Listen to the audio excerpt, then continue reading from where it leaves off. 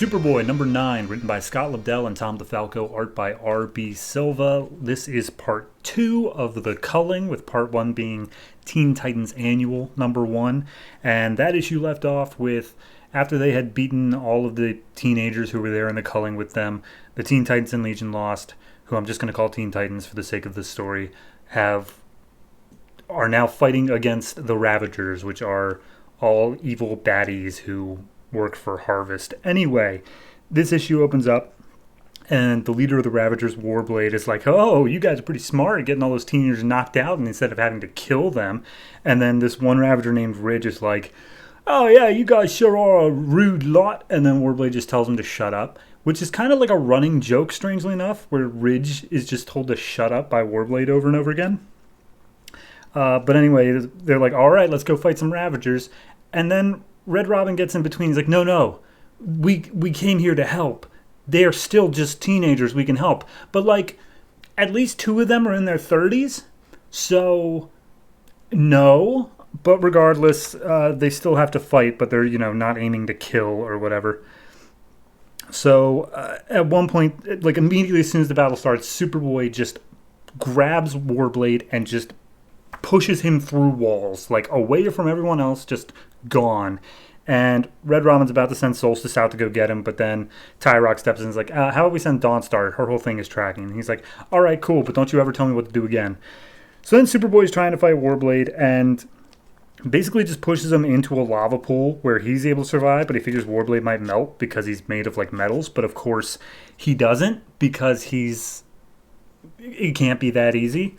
We also get, basically the entire issue is just, hey, here's one member of the Ravagers versus, like, 2 members of the Teen Titans / Legion Lost the entire time. So we get Rose Wilson versus Tyrock and Red Robin. We get Wildfire and, I think, Wonder Girl versus Ridge. We got, I don't know, it's just a whole bunch of crap. And they keep on bringing up things that have happened in, like, their own series. Like, Timberwolf's got a bone to pick with Rose Wilson because of how they met in Legion Lost just before this event, like in the prelude. And they just keep doing random crap. Meanwhile, Red Robin gets with Kid Flash and says, like, hey, I need you to go collect all the kids that we knocked out and get them the hell out of here. Also, maybe try to find Skitter, because she just disappeared. And they're like, all right, yeah, I'll do that. So we go back to Superboy versus Warblade, and Warblade's basically something like, you do understand that you're not special, right? All of the Ravagers are living weapons.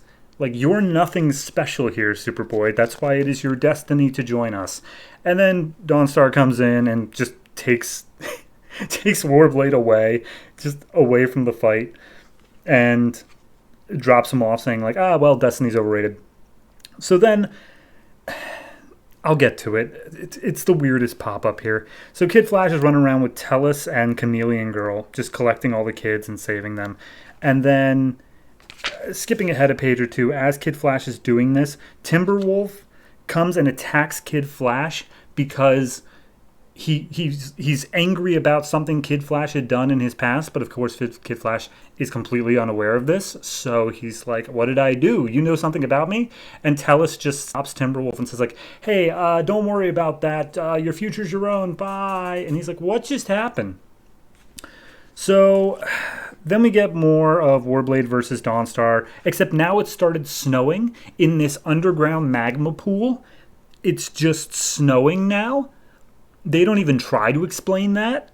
So Warblade throws some rocks at Dawnstar, and she ends up getting knocked out. Superboy comes and attacks him, pushes him through some giant, like, mountains, craters, or whatever, and gets back into the central main part of the fight.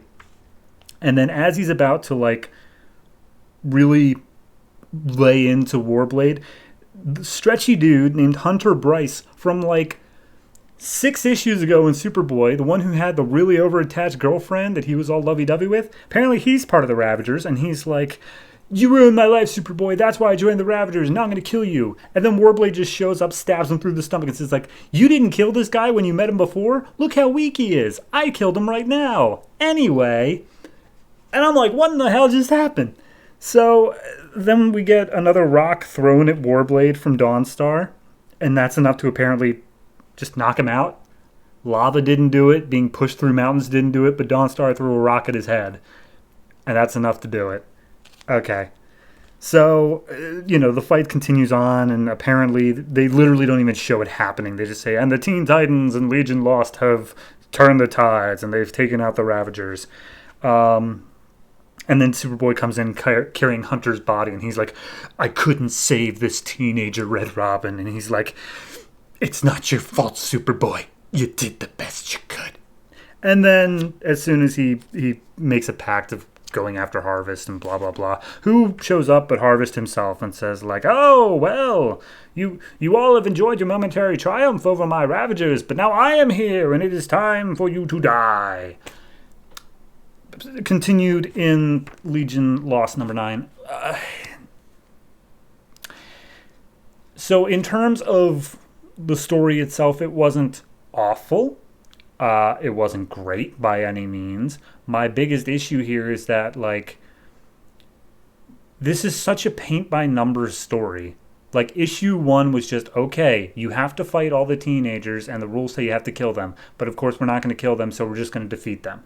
And then this is just level 2, where it's, oh, now we're fighting the super elite team of assassins, but we also won't kill them. And then level 3, Legion Lost, is just going to be, and now we have to fight Harvest, but can we actually succeed? And then whatever 4 is going to be. Like, it's so nothing. It's like, this isn't even an event. This is just going through the levels of a video game. That's all this is. And it's just like, all right, wave 1 defeated. Here's wave 2. And that's it. Art's okay. It's not great the whole way through. It's pretty much consistent with what Superboy has been. I really didn't see, A, them pulling back Hunter Bryce, B, them killing him same issue. I would say my expectations are subverted, but at the same point, I had zero expectations about this book at all, so can you really subvert that? So overall, I don't know. I give it like a 4.5, and like, we're not even halfway. This is the exact halfway point through the event, if you don't count the preludes. And nothing makes me care. Literally nothing. The only other thing that happens in this, I think, is the Legion says, like, oh, we don't trust the Teen Titans yet, so we're not going to include them in our telepathic link. And that's it. That's the only thing that's happened. So that's not even character development. That's just something they're going to fix next issue. I'm tired of this event, but 4.5 for this issue, and tune in to Legion Lost number 9 to see how it continues. Yay.